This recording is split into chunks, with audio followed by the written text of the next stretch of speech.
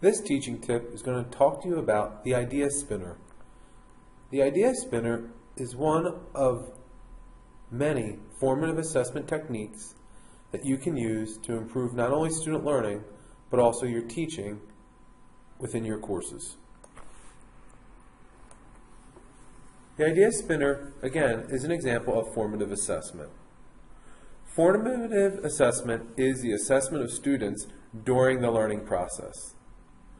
The most common type of formative assessment that we see in our classes is feedback.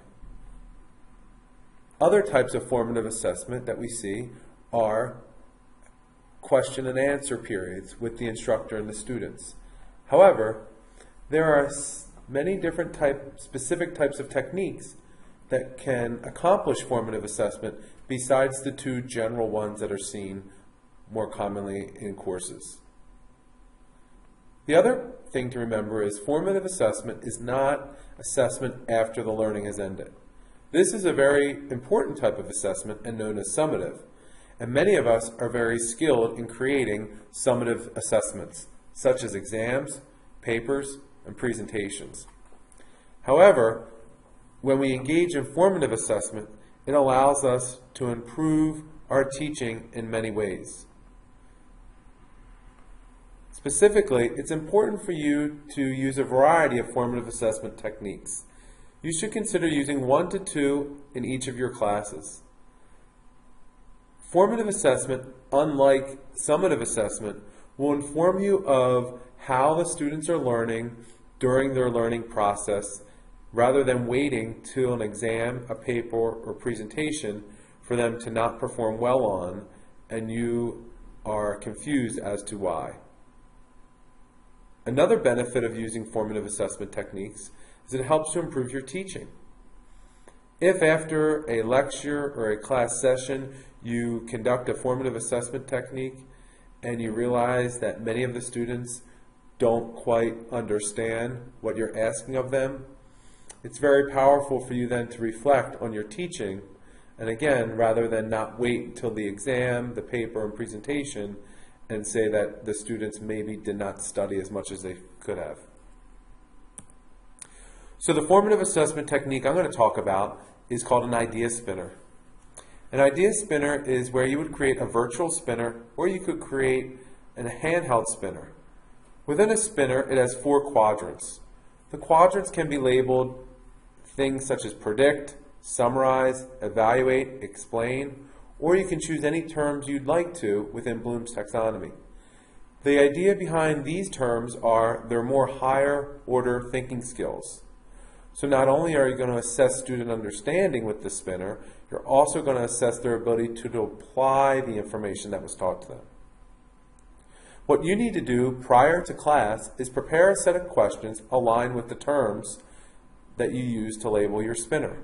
So for instance, if I'm using the term summarize, I would want to have a question that says, summarize the key points of X. Or you could evaluate the difference between X and Y. And you've already covered this content in class. What you would then do is end your class using the idea spinner to gauge not only student understanding, but as was indicated earlier, their application of the material. So let me show you how you can create an idea spinner. You're going to go to this website right here.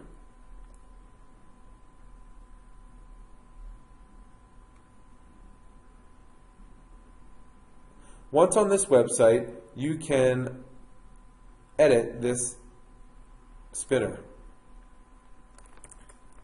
So I want to edit, and again, you can add as many terms as you'd like. You should probably have 2 to 3 questions for each of the terms. Then I'm going to hit submit. And here I have my spinner. Next I want to do is I want to save my spinner.